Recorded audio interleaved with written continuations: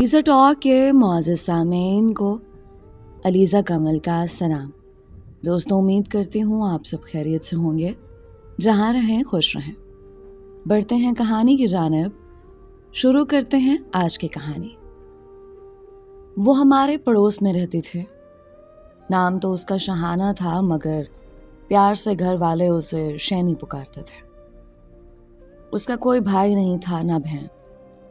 जब तक बाप हयात रहा, उसने बेटी को आराम, प्यार और सुकून की जिंदगी दी, उसकी हर ख्वाहिश पूरी की।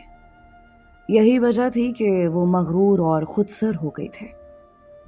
जब बाप का साया सर से उठा, तब शैनी सियानी हो चुके थे। वो अब किसी को खातिर में ना लाते, हर बात में मनमानी करते। उसको काबू में रखना घर वालों के लिए मुश्किल हो गया। वो अब 17 बरस की हो चुके थे। उस पर रूप आने लगा। वो रोज बरोज निखरते जाते थे। उसके साथ ही गमजदा उदास भी हो रही थे।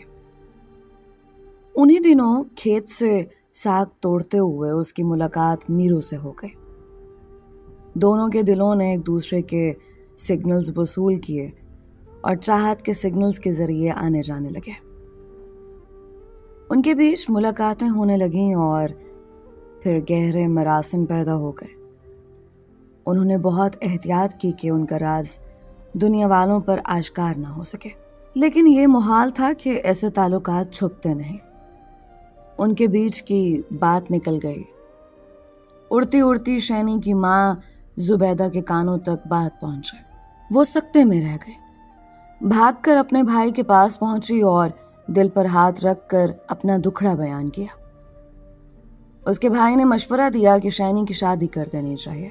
कहीं ऐसा ना हो कि पानी सर से गुजर जाए और फिर इस गफलत की तलाफी मुमकिन ना रहे। जुबैदा के भाई ने यह भी पेशकश की कि वो बेटी को बहू बनाना चाहता है। इस तरह लड़की घर में रहेगी और मसला भी हल हो जाएगा। शैनी की माँ ने मगर इनकार कर दिया और कहा, भाई, मरहूम शौहर की वसीयत से मजबूर हूँ। मरते दम उसने वादा लिया था कि शैनी की शादी उसके भाई के लड़के जब्बार से करूंगी। जब उसने ये वादा लिया था, अपने भाई को बतौर गवाह बिठा लिया था। मैं कॉल से मुकर नहीं सकते, वरना ये बात तनाज़ा की सूरत में बरादरी में ले जाएगी। अब तुमसे ये इल्तजा है कि सरपरस्त बनकर मेरी बेटी के सर पर हाथ रखकर इज्जत से उसकी रुखसती कर दो। अनवर ने जुबैदा को तसल्ली दी कि फिक्र ना करे, जैसा वो चाहेगी वैसा ही होगा। मामू ने उसके ब्याह की तैयारियां शुरू कर दी। जब शैनी को इल्म हुआ कि उसको दुल्हन बनाने के सामान हो रहे हैं, वो सख्त मुस्तरब हो गई। मामू से डरती थी, माँ से एहतजाज किया। लिहाजा उसने अपने महबूब अमीर बख्श उर्फ मीरू से कहा कि अब दूसरा कोई रास्ता नहीं, माँ और मामू मानेंगे नहीं, इसलिए चलो भाग चले। लेकिन उसका महबूब मीरू शरीफ था या बुज़दिल। उसने शहाना की तजवीज़ की हौसला अफजाई न की और उसको समझाने की कोशिश की कि वो ये कदम उठाने से बाज रहे। कहा, हमें शरीफाना तरीके से एक दूसरे का होने की कोशिश करनी चाहिए। तुम ख्वाबों की दुनिया में मत रहो। याद रखो कि सीधे तरीके से तो तुम मुझे कभी भी हासिल नहीं कर सकोगे। मामू ना सिर्फ इनकार कर देंगे, बल्कि तुम लोगों की बेइज्जती करने से भी बाज ना रहेंगे। शैनी ने ठीक कहा था। मीरू का रिश्ता हकारत से ठुकरा दिया गया और बुरा भला भी कहा गया।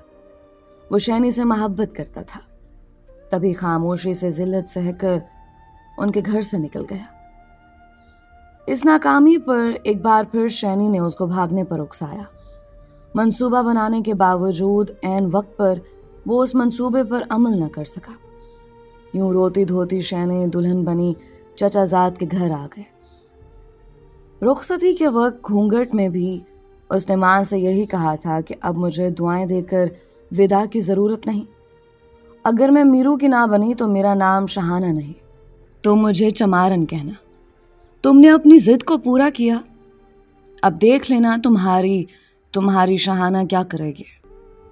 तब तुम मुझसे गिला भी मत करना। کیونکہ تم نے تو اپنی سی پوری کر لی ہے۔ اماں خاموش اس کی ساری باتیں سن رہی تھے۔ سوچا لڑکی نادان ہے، شوہر کا پیار مل جائے گا تو ماضی بھلا دے گی، ابھی غصہ ہے، اول فول بک رہی ہے۔ کہتے ہیں جہاں دل نہ ملیں وہاں مصلحتیں گرد ہو جاتی ہیں۔ شادی جسموں کا نہیں، روحوں کا ملاپ ہے، تبھی دلی خوشیاں نصیب ہوتی ہیں۔ شینی کی روح جبار سے نہ مل سکے، وہ اپنے ہی گھر میں اجنبی ہو رہی تھی۔ شوہر بھلا مانس تھا، مگر اس بیچارے کو اپنی دلہن کے دل میں اٹھنے والے طوفان کا علم نہ تھا۔ وہ اس کو اپنی شریک حیات قبول کر چکا تھا اور چاہ سے بیاہ کر لایا تھا۔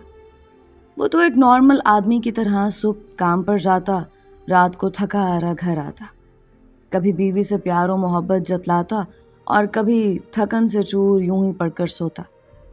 مگر شینی کے جسم و جان میں جوالا دہک رہا تھا۔ وہ رفتہ رفتہ آتش فشاں کے روپ میں ڈھلنے لگا۔ جس قدر وہ خود پر جبر کرتے اس قدر میرو یاد آتا اور اس کی دلی تکلیف بڑھ جاتے۔ وہ ایسی عورتوں میں سے نہ تھی جو قربانی دینا جانتی ہوں، بس غصہ اندر ہی اندر دو چند ہوتا جاتا تھا۔ ہر لمحہ اپنے محبوب کی یاد اس کو بے چین رکھتے تھے۔ جلد ہی وہ اس ذہنی عذاب سے نیم جان ہو گئے۔ اس کی زندگی اب اس کے لیے جہنم بن چکے تھے۔ اس پر ستم یہ کہ شادی کے ثمرات بھی ملنے لگے اور وہ 3 برسوں میں 2 بچوں کی ماں بن گئی۔ اب اس کی ذات کی تقسیم شروع ہو چکے تھے، ادھر بچے اور گھر بار، ادھر محبوب کی یاد اور اس کی چاہت۔ اس نے کسی طرح میرو کو سندیسے بھجوانے شروع کر دیے کہ مجھ سے ملو، میں تمہارے لیے بہت اداس ہوں۔ میرو اگرچہ شریف النفس تھا مگر تھا تو انسان۔ کچھ عرصہ اس نے شینی سے دوری بنائے رکھے، پھر دل سے مجبور ہو گیا، حالانکہ وہ چاہتا نہ تھا کہ شاہانہ کی زندگی میں لوٹ کر جائے، جبکہ وہ اب بیاہتا تھا اور یہ بات اس کے نزدیک معیوب تھے۔ مگر شینی کو خود پر ذرا بھی قابو نہ رہا۔ وہ لگاتار اسے کسی نہ کسی طور سندیسے بھجواتی رہی۔ اس کے پیغامات نہ تھے، وہ خدا کے واسطے دیتی تھی کہ بس ایک بار ملو۔ میرو کب تک دل پر جبر کرتا، جبکہ محبوبہ دل نواز رو رو کر بلاتے ہو۔ وہ پتھر دل نہ ہو سکا۔ دونوں کی ملاقاتیں شروع ہو گئیں۔ محبت کا خطرناک کھیل پھر سے جاری ہوا کہ جدائی نے جلتی پر تیل کا کام کیا تھا۔ پھر تو یہ آگ ایسی بھڑکی کہ آنکھوں کے آگے دبیز پردے پڑ گئے اور سدھ بدھ ہی جاتی رہی۔ رات نصف شب گزر جاتی تو جبار گہری نیند سو جاتا۔ شینی جان خطرے میں ڈال کر میرو سے ملنے نکل کھڑی ہوتے۔ ایک رات جب وہ کھیتوں کی طرف میرو سے ملنے نکلی تو کتوں نے اسے آ لیا اور بھونک بھونک کر آسمان سر پر اٹھا لیا۔ اس کی خوش قسمتی کہ میرو قریب ہی تھا جس نے اسے کتوں سے بچا لیا اور انہیں ڈرا کر بھگا دیا، ورنہ ساری بستی ہی اس رات جاگ کر ان پر حملہ آور ہو جاتے۔ اب کھیتوں میں ملنے میں خطرہ تھا۔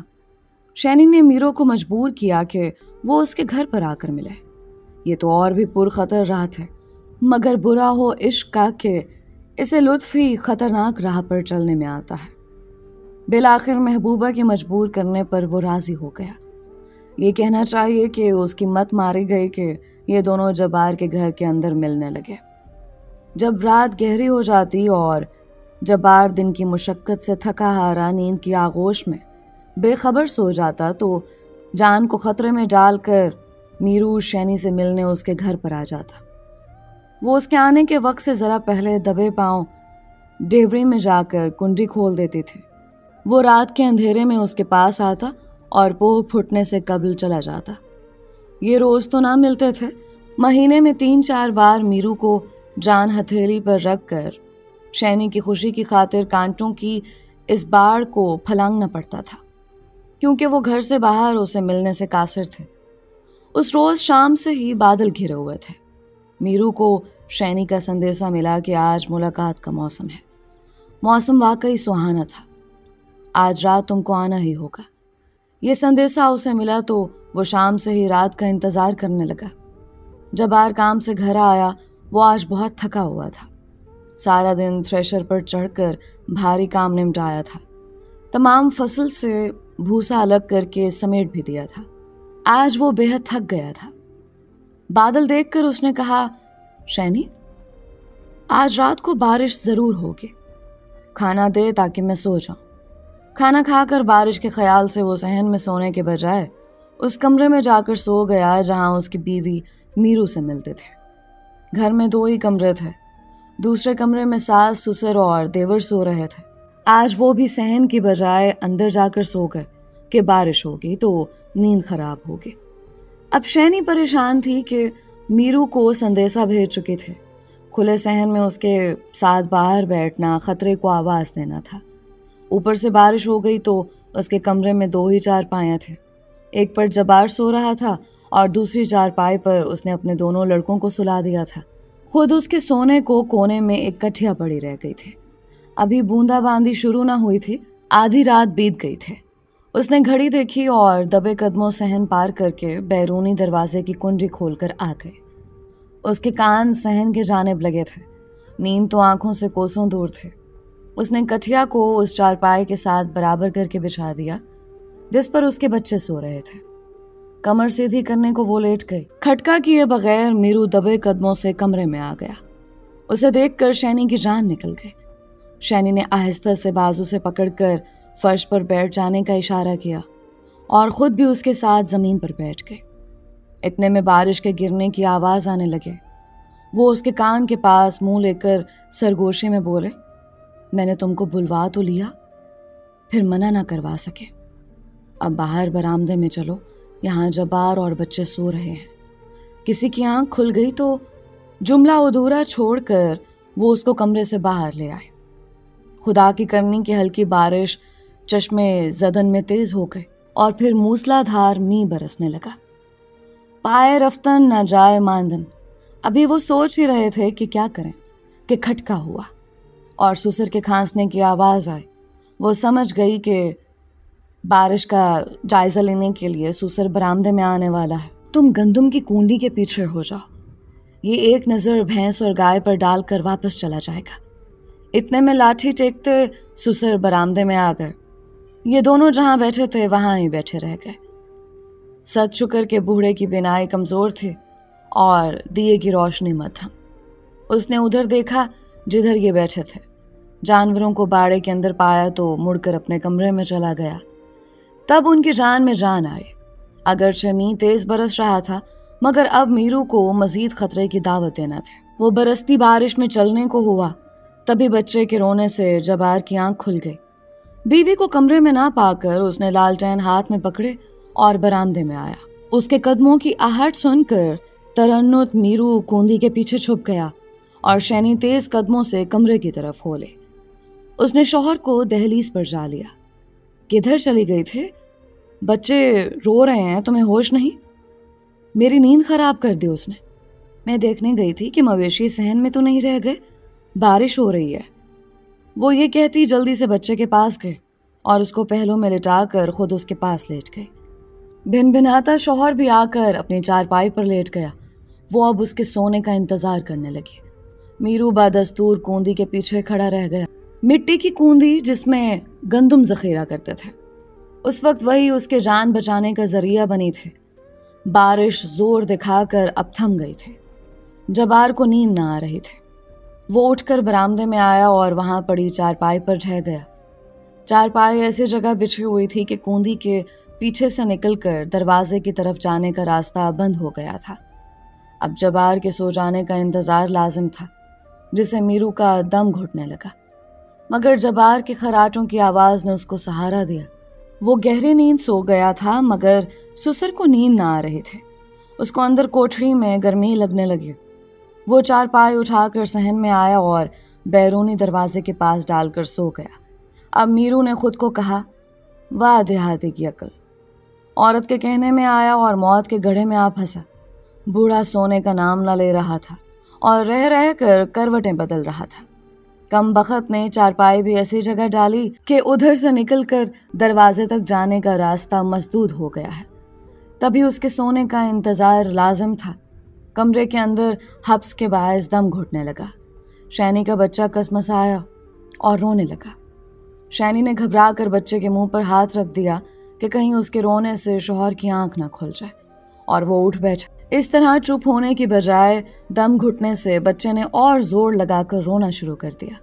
घबरा कर शैनी ने कसकर उसका जबड़ा अपनी मुट्ठी में भींचा कि उसकी सांस बंद हो गई और साथ रोने की आवाज भी। बच्चा तड़प कर ठंडा हो गया। शैनी ने अपना हाथ उसके मुंह से हटा लिया और उसकी नाक के पास हाथ ले जाकर सांस देखने लगे। अभी उसके आवाज ठिकाने ना आए थे कि दूसरे बच्चे ने पहलू बदला और रोना शुरू कर दिया। उसकी आवाज को खामोश करने के लिए उस औरत ने फिर से वही अमल दोहराया। चंद सेकंड में ही दूसरा बच्चा भी खामोश हो गया।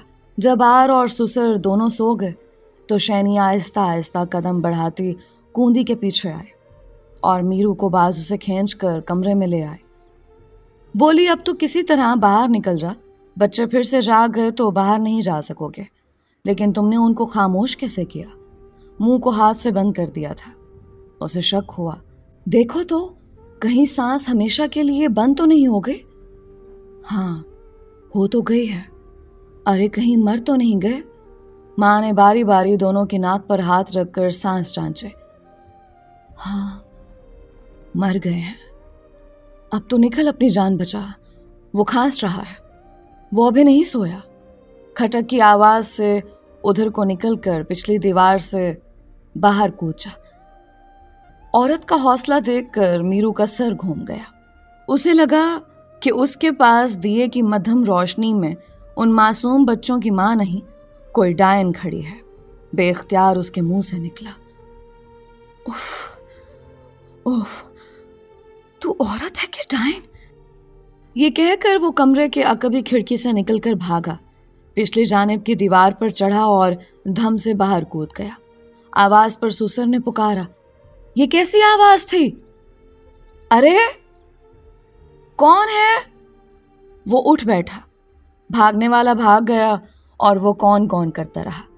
लेकिन गांव के लोगों का कहना है कि मीरू उस औरत के सफाकी से डर कर ऐसा गया कि पलट कर भी वापस गांव नहीं आया।